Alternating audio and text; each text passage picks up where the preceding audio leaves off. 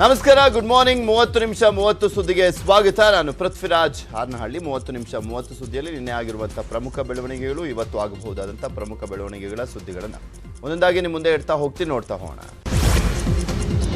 ಇದು ಮೈಸೂರು ಬೆಂಗಳೂರು ನೂತನ express way ಉದ್ಘಾಟನೆ ಆಗಲಿದೆ. ಇಂದಿನ ಪ್ರಧಾನಮಂತ್ರಿ ನರೇಂದ್ರ ಮೋದಿ ಕಾರ್ಯಕ್ರಮಕ್ಕೆ ಸಕಲ ಸಿದ್ಧತೆ ಮಾಡಿಕೊಳ್ಳಲಾಗಿದೆ. ಪಿಎಸ್ ಕಾಲೇಜು ಮೈದಾನದಲ್ಲಿ ಪ್ರಧಾನಿ ಮೋದಿ ಹೆಲಿಕಾಪ್ಟರ್ ಲ್ಯಾಂಡಿಂಗ್ಗೆ ವ್ಯವಸ್ಥೆಯನ್ನು ಮಾಡಲಾಗಿದೆ. ಇಂದು ಸುಮಾರು 11:35ಕ್ಕೆ ಮೋದಿ ಮಂಡ್ಯಕ್ಕೆ ಬಂದಿಳಿಯಲಿದ್ದಾರೆ. ಪಿಎಸ್ ಕಾಲೇಜು ಮೈದಾನದಿಂದ ಐಬಿ ವೃತ್ತದವರೆಗೂ ಕೂಡ ಸುಮಾರು 1.8 ಕಿಲೋಮೀಟರ್ ರೋಡ್ ಶೋವನ್ನು ಮಾಡಲಿದ್ದಾರೆ. ಬಳಿಕ ಬೈ ರೋಡ್ ಮೂಲಕ ಅಮರಾವತಿ ಹೋಟೆಲ್ ಬಳಿ ತೆರಳಲಿರುವಂತಹ ಮೋದಿ ಅಮರಾವತಿ ಹೋಟೆಲ್ ಮುಂಭಾಗ ಹೆದ್ದಾರಿಯನ್ನು ವೀಕ್ಷಿಸಲಿದ್ದಾರೆ. ಹೆದ್ದಾರಿ ವೀಕ್ಷಣೆ ಸಂದರ್ಭದಲ್ಲಿ 500ಕ್ಕೂ ಹೆಚ್ಚು ಕಲಾವಿದರಿಂದ ಕಲಾ ಪ್ರದರ್ಶನ ಕೂಡ ನಡೆಸಲಾಗುತ್ತೆ. ನಂತರ ಗೆಜ್ಜಲಗೆರೆ ಕಾಲೋನಿಯಲ್ಲಿ ನಿರ್ಮಾಣ ಆಗಿರುವಂತಹ ಬೃಹತ್ ಸಮಾವೇಶದಲ್ಲಿ ಮೋದಿ ಭಾಗವಹಿಸಲಿದ್ದಾರೆ.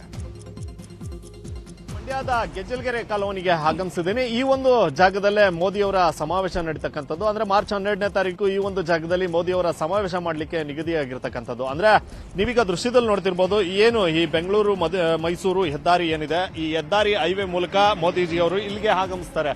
ಆಗಮಿಸಿದಂತಹ ಸಂದರ್ಭದಲ್ಲಿ ಏನು ಈ ಒಂದು ಹೆದ್ದಾರಿಯ ಎಡಭಾಗದಲ್ಲಿ ಈಗಾಗಲೇ ವೇದಿಕೆ ನಿರ್ಮಾಣ ಆಗ್ತಾ ಇರ್ತಕ್ಕಂಥದ್ದು. ಅಂದ್ರೆ ದೊಡ್ಡ ಮಟ್ಟದಲ್ಲಿ ಒಂದು ವೇದಿಕೆಯನ್ನ, ಬೃಹತ್ ವೇದಿಕೆಯನ್ನ ಈಗಾಗಲೇ ನಿರ್ಮಾಣ ಮಾಡಲಾಗ್ತಾ ಇದೆ. ಏನು ಮಂಡ್ಯದಲ್ಲಿ ಪ್ರಾರಂಭವಾದಂತಹ ರೋಡ್ ಶೋ ಮಂಡ್ಯ ನಗರದ ನಂದಾ ಥಿಯೇಟರ್ ಬಳಿ ಅಂತ್ಯ ಆಗುತ್ತೆ. ಅದಾದ ಬಳಿಕ ಅಲ್ಲಿಂದ ಅಮರಾವತಿ ಹೋಟೆಲ್ ಬಳಿ ಆಗಮಿಸ್ತಾರೆ. ಅಲ್ಲಿಂದ ಏನು ಹೆದ್ದಾರಿ ವೀಕ್ಷಣೆಯನ್ನ ಕೂಡ ಮೋದಿ ಅವರು ಮಾಡುವಂತದ್ದು. ಅದಾದ ಬಳಿಕ ಅಲ್ಲಿಂದ ಬೈ ರೋಡ್ ಮೂಲಕ, ಅಂದ್ರೆ ವಾಹನದ ಮೂಲಕ ಸಮಾವೇಶ ನಡೀತಕ್ಕಂಥ ಜಾಗ, ಅಂದ್ರೆ ಸುಮಾರು 7ರಿಂದ 8 ಕಿಲೋಮೀಟರ್ ಇರತಕ್ಕಂಥ ಗೆಜ್ಜಲಗೆರೆ ಕಾಲೋನಿಗೆ ಮೋದಿಯವರು ಆಗಮಿಸ್ತಾರೆ. ಆಗಮಿಸಿದಂತಹ ಸಂದರ್ಭದಲ್ಲಿ ಈ ಒಂದು ಬೃಹತ್ ವೇದಿಕೆಯಲ್ಲಿ ಮೋದಿಯವರು ಭಾಗವಹಿಸ್ತಕ್ಕಂಥದ್ದು. ಅಂದ್ರೆ ಈ ಒಂದು ವೇದಿಕೆಯಲ್ಲಿ ಸುಮಾರು 1 ಲಕ್ಷಕ್ಕೂ ಹೆಚ್ಚು ಜನರನ್ನ ಈಗಾಗಲೇ ಸೇರಿಸ್ತೀವಿ ಅಂತಕ್ಕಂಥ ಮಾತನ್ನ ಈಗಾಗಲೇ ಬಿಜೆಪಿ ಹೇಳಿರ್ತಕ್ಕಂಥದ್ದು. ಹೀಗಾಗಿ ಇಲ್ಲಿ ಬೃಹತ್ ಸಮಾವೇಶ ನಡೆಯುತ್ತೆ. ಈ ಸಮಾವೇಶ ಆದ ಬಳಿಕ ಏನು ಈ ಒಂದು ಬೃಹತ್ ವೇದಿಕೆ ಏನಿದೆ, ಈ ವೇದಿಕೆ ಪಕ್ಕದಲ್ಲೇ ಒಂದು ತಾತ್ಕಾಲಿಕವಾದಂತಹ ಹೆಲಿಪ್ಯಾಡ್ ಅನ್ನ ಕೂಡ ನಿರ್ಮಾಣ ಮಾಡಿರುವಂತದ್ದು. ಆ ಒಂದು ಹೆಲಿಪ್ಯಾಡ್ ಮೂಲಕ ನೇರವಾಗಿ ಪ್ರಧಾನಿಯವರು ಧಾರವಾಡಕ್ಕೆ ಪ್ರಯಾಣವನ್ನು ಕೂಡ ಬೆಳೆಸುವಂತದ್ದು. ಇದಿಷ್ಟು ಮಂಡ್ಯದಲ್ಲಿ ಮಾರ್ಚ್ 12ನೇ ತಾರೀಕು ಪ್ರಧಾನಿ ಮೋದಿಯವರು ಮಾಡತಕ್ಕಂತ ಏನ್ ರೋಡ್ ಶೋ ಮತ್ತು ಸಮಾವೇಶ ನಡೆಯತಕ್ಕಂತ ಜಾಗ ಇದಾಗಿರ್ತಕ್ಕಂಥದ್ದು. ಕ್ಯಾಮರಾ ಪರ್ಸನ್ ಯೋಗೇಶ್ ಜೊತೆ ಸುನಿಲ್ ಗೌಡ, ನ್ಯೂಸ್ 18 ಕನ್ನಡ.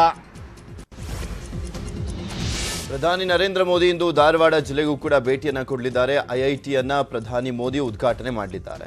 ಈ ವೇಳೆ ಪ್ರಧಾನಿ ಮೋದಿಗೆ ಸಾಂಪ್ರದಾಯಿಕ ಹಿನ್ನೆಲೆ ಹೊಂದಿರುವಂತಹ ಕಲಘಟಗಿಯ ತೊಟ್ಟಿಲು ಕಾಣಿಕೆಯಾಗಿ ನೀಡಲಿಕ್ಕೆ ನಿರ್ಧರಿಸಲಾಗಿದೆ. 9 ಇಂಚು ಉದ್ದ, 6 ಇಂಚು ಅಗಲ ಹಾಗೂ 4.5 ಇಂಚು ಎತ್ತರದ ವಿಶೇಷ ಕಲಾಕೃತಿಯಲ್ಲಿ ತೊಟ್ಟಿಲನ್ನ ವಿನ್ಯಾಸಗೊಳಿಸಲಾಗಿದೆ. ಪ್ರಧಾನಿ ಮೋದಿ ಅವರಿಗೆ ಕಾಣಿಕೆಯಾಗಿ ನೀಡಲಿಕ್ಕೆ ಜಿಲ್ಲಾಡಳಿತ ತೀರ್ಮಾನವನ್ನು ಮಾಡಿದೆ. ಈ ಸುತ್ತ ನಮ್ಮ ಕಲ್ಗಟ್ಟಿಗೆ ತೊಟ್ಲೇನಿದೆ, ಅದನ್ನು ಒಂದು ಮಿನಿಚರ್ ತೊಟ್ಲು ಮಾಡಿಸಿ ಅವರಿಗೆ ಕೊಡೋಣ ಅನ್ನೋ ಇದು ಅಂತ ಮಾಡ್ತಾ ಇದ್ದೀವಿ. ಅದ್ರ ಜೊತೆ ನಮ್ಮ ಸಿದ್ದಾರೂಢ ಅವರ ಒಂದು ಮೂರ್ತಿಯನ್ನು ಸಹಿತ ಕೊಡ್ತಾ ಇದ್ವಿ. ಧಾರವಾಡ ಕಸೂತಿಯಿಂದ ಮಾಡಿರೋ ಶಾಲು ಅವರಿಗೆ ಸಮರ್ಪಣೆ ಮಾಡ್ತೀವಿ. ಯಾಲಕ್ಕಿ ಹಾರ ಮತ್ತು ಯಾಲಕ್ಕಿ ಪೇಟನ್ನು ಅವರಿಗೆ ಕೊಡ್ತಾ ಇದ್ದೀವಿ. ಇದಿಷ್ಟು ನಾವು ಈಗ ಜಿಲ್ಲಾಡಳಿತದಿಂದ ರೆಡಿ ಮಾಡಿಸ್ತಾ ಇದ್ದೀವಿ ಸ್ಪೆಷಲ್ ಆಗಿ.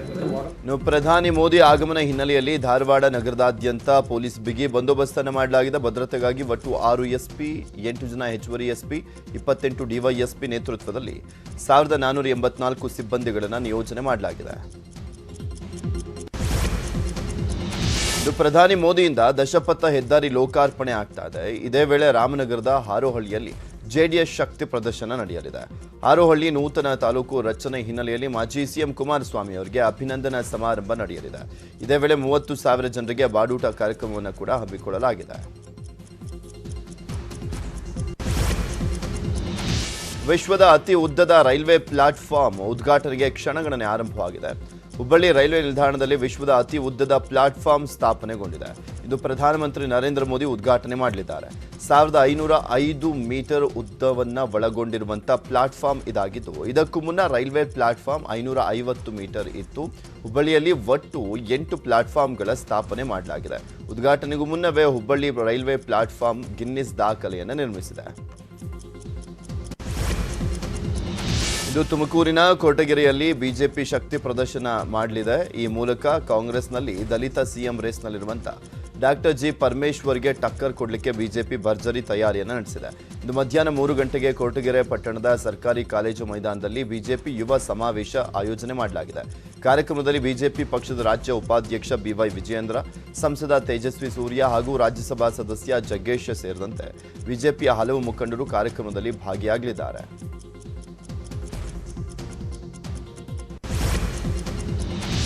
ಬಾಗಲಕೋಟೆ ಜಿಲ್ಲೆಯ ಜಮಖಂಡಿ ವಿಧಾನಸಭಾ ಕ್ಷೇತ್ರದಿಂದ ಬಿಜೆಪಿ ಪಕ್ಷದಿಂದ ಬರೋಬ್ಬರಿ 21 ಜನ ಆಕಾಂಕ್ಷಿಗಳು ಟಿಕೆಟ್ ಕೇಳಿದ್ದಾರೆ.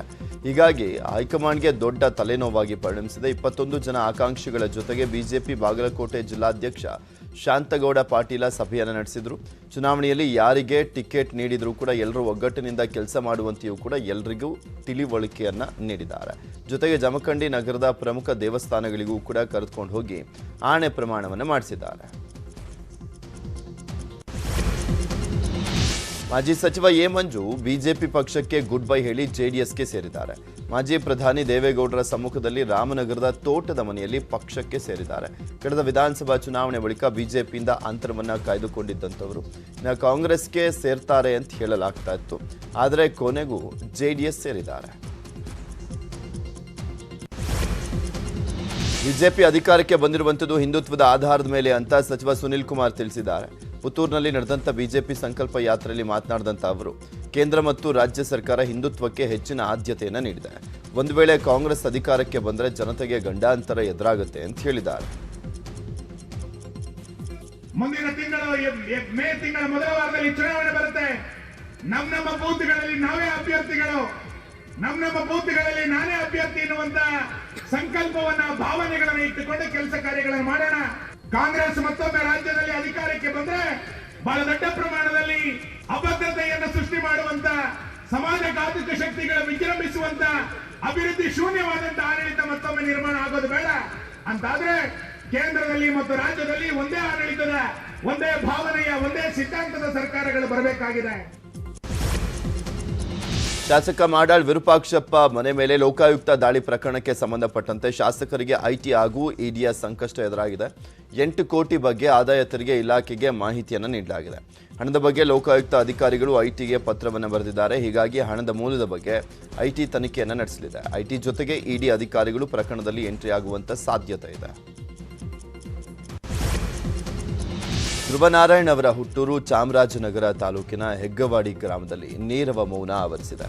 ರಾಜಕೀಯವಾಗಿ ಎಷ್ಟೇ ಎತ್ತರಕ್ಕೆ ಬೆಳೆದರೂ ಕೂಡ ಧ್ರುವನಾರಾಯಣ್ ಹುಟ್ಟೂರು ಮರೆತಿಲ್ಲ. ತಮ್ಮೂರನ್ನ ಸಾಕಷ್ಟು ಅಭಿವೃದ್ಧಿಯನ್ನ ಪಡಿಸಿದ್ರು. ಗ್ರಾಮದ ಬೀದಿಗಳಿಗೆ ಸಿಮೆಂಟ್ ರಸ್ತೆ, ಕಬಿನಿ ನದಿಯಿಂದ ಶಾಶ್ವತ ಕುಡಿಯುವಂತ ನೀರು ಹಾಗೂ 65 ಲಕ್ಷ ರೂಪಾಯಿ ವೆಚ್ಚದಲ್ಲಿ ಸುಸಜ್ಜಿತ ಅಂಬೇಡ್ಕರ್ ಭವನ ಸೇರಿದಂತೆ 10 ಹಲವು ಸೌಲಭ್ಯಗಳನ್ನು ಕಲ್ಪಿಸಿದ್ರು. ತಮ್ಮೂರ ಮಗನನ್ನ ಕಳೆದುಕೊಂಡು ಗ್ರಾಮಸ್ಥರು ಕಣ್ಣೀರನ್ನು ಹಾಕಿದ್ರು. ಇನ್ನು ಹುಟ್ಟು ಬರ್ನಾರಕ್ಕಪ್ಪ ಯಾಕೊಡಿಲಿ ಭಗವಂತ, ಯಾಕೊಡಿಲಿ ಬರ್ನಾರಕ್ಕಪ್ಪ, ಯಾಕೊಡಿಲಿ ಬರ್ನಾರ. ಈ ಸನ್ನಿವೇಶದಲ್ಲಿ ನಮಗೆ ಊರಿಗೆ ಭಾರಿ ದುಃಖ ಸಂಗತಿಯಾಗಿದೆ ಸರ್. ಅವ್ರು ಇರೋ ಬಹಳ ನಿಜವಾಗ್ಲೂ ನಮ್ಗೆ ಭಾರಿ ಆಘಾತ ತಂದಾಗಿದೆ ಸರ್. ಇಂಥ ವ್ಯಕ್ತಿ